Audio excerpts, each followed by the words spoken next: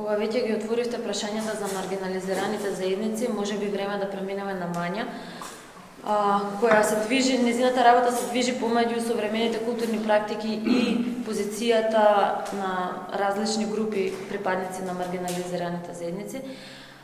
Каде и дали гледате простор за учество на уметници, активисти, припадници на маргинализирани групи во креирањето на националните културни политики и како сегашната културна политика во Македонија ја оценувате во однос на демократското управување и инклузивност? Хвала, Тетјана. Само малца ми треба да фрлам оваа формалност и персирање и овие сонца од секаде што нагреат. Некако, вау. Да. Ние минатата година, кога мислам јас и колишките Сара Миленковска и Грација Атанасовска работевме на едно истражување баш за ИМА.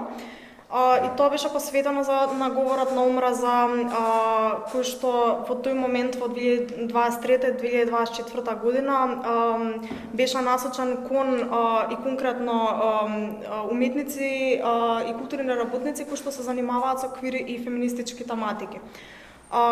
И во тој период, меѓу многуте случаи, се издвоја значителен број на случаи кои што беа конкретно таргетира уметници кои што се занимаваат со овие теми. Морам ова да го потенцирам заради тоа што последиците се далекосежни и од тука тоа понатаму влие врз тоа како младите уметници, меѓутоа и оние од постарата генерација се чувствуваат во изложувањето на своите дела во нашите јавни културни институции. Морам да спомнам дека улогата на Министерството, меѓутоа и улогата на оваа власт е во насока на тоа дека таа прави институционална цензура и системско исклучување, кое што не е некаков административен пропуст или техничка грешка, туку е конкретно целно насочено исклучување кон одредена група на луѓе и во овој случај на оние кои што се ЛГБТ или опфаќаат теми кои што квир тематики или кои што се занимаваат со феминистичка уметност. Најскорошен пример е фактот дека на последниот конкурс на Министерството за култура и туризам сега не беа финансирани фестивалот за феминистичка култура и акција Прво па женско, како и фестивалот за квир теорија, култура и уметност Скопје Прайд викенд. Така што многу е очигледна тенденциозноста на финансиските политики на Министерството, но да се задржам и на претходно, односно на некакво зацврстување на културниот прекаријат и нормализацијата на дискриминацијата која што директно потекнува од таа структура и системска поставеност на институциите и од тоа каде доаѓаат овие политики и како се зацврстуваат стигматизацијата и говорот на омраза, хомофобичната и трансфобичната култура кај нас. Неизбежно е да се потенцира дека овој капиталистички систем некако ги храни овие работи и тие идат едно со друго. Морам да спомнам неколку случаи на кои што се случува, како што кажав, во овој скорошен период. Во 2023 библиотекарот Националната универзитетска библиотека НУП доби закани за време на подготовка на своето предавање ЛГБТ и јавните библиотеки. Имаше бојкот на издавачката куќа Полица поради незината подршка на парадата на гордоста и промоцијата на дела од францускиот писател Едуар Луи. Во 2024 веројатно сите се сеќаваме на тој голем случај со говор на омраза при затворањето на проектот Горчлив шеќер на уметникот Ѓорѓе Јовановиќ. Тука мора да се потенцира дека случајот со Јовановиќ ескалираше, така што не само тој, туку и кураторите од музеот беа нарекувани мрднати, манијаци, педофили, болни. И Јовановиќ тоа го карактеризираше како лудило и тотална хистерија. Освен тоа, имаше уште два случаи на социјалните мрежи кои што беа проследени со говор на омраза, се одвива исто така онлайн, односно беа поврзани со две интервјуа. Едно со уметникот Христијан Нашуловски, а друго со уметникот Глигори Адис, двете објавени од страна на Слободен печат, каде исто така коментарите не беа веднаш отстранети, со тоа говорот на омраза продолжи и континуирано траеше некој период. Се за поголема некоја видливост, меѓутоа и на штета на самите уметници.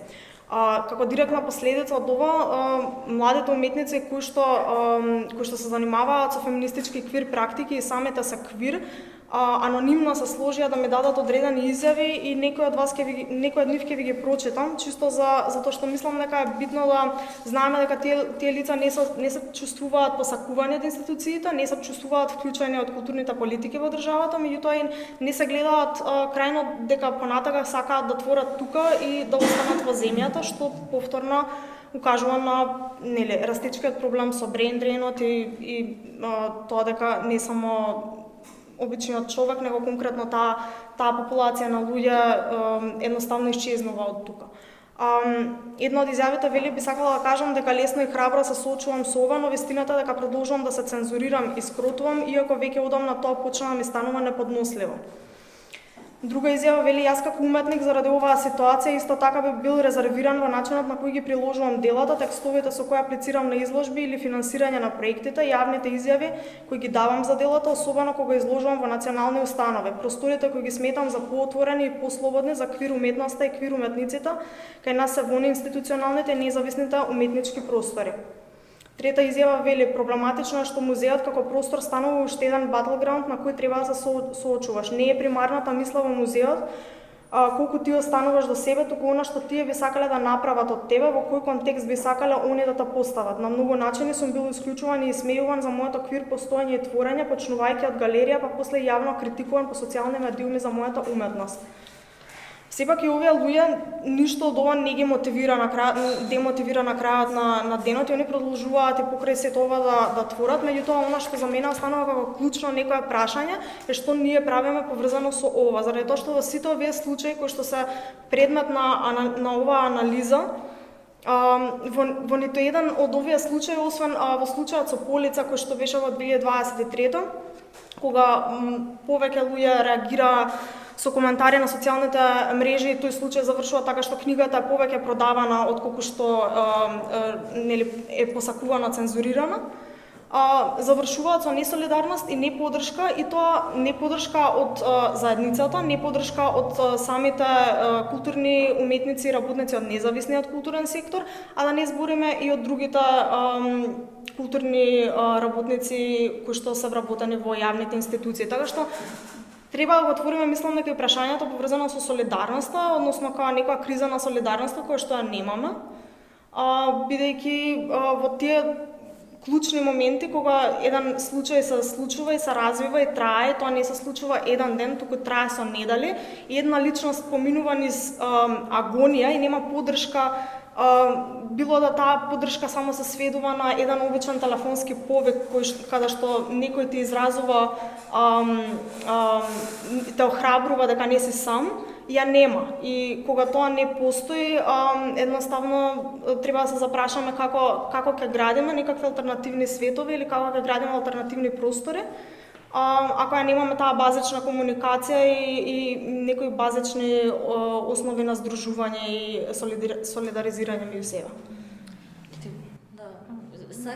Сакав реплика. Не реплика, него да се надвобрзам.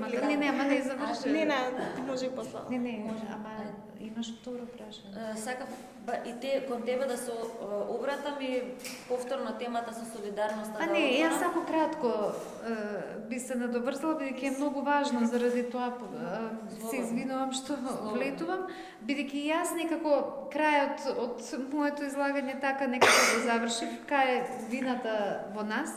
Значи, солидарноста, ние сите сме полни усти со големите зборови, но кој ќе дојде апликативниот дел и организирање на солидарноста.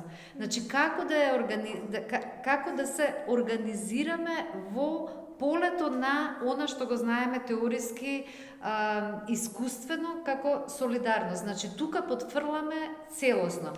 Кога имаше исто, па јас мислам дека може би бев една од ретките кога реагираше, кога верските институции реагира на перформансот на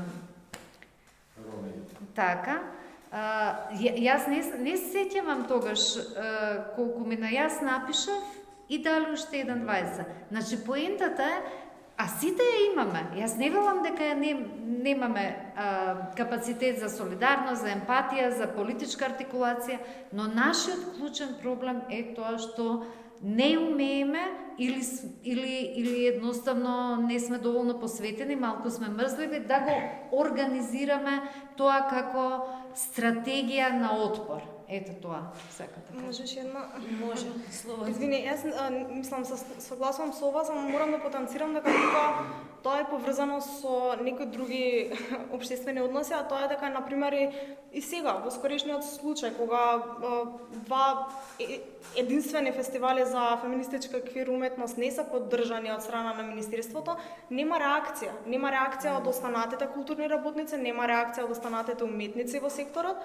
И тоа зборувам за независниот културен сектор. Меѓутоа, треба да се запрашаме која е таа удобна положба што ја заземаме во општеството, кога сме финансирани или кога не сме финансирани од одредена институција, заради тоа што финансирањето и пружањето некаква финансиска поддршка од страна на институцијата те прави сојузник во тоа.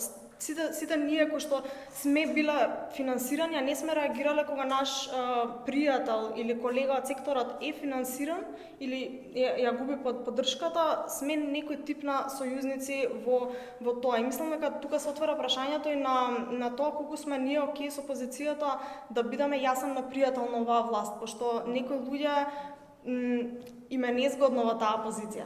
Им е незгодно да бидат критички, им е незгодно да бидат гласни, им е незгодно да бидат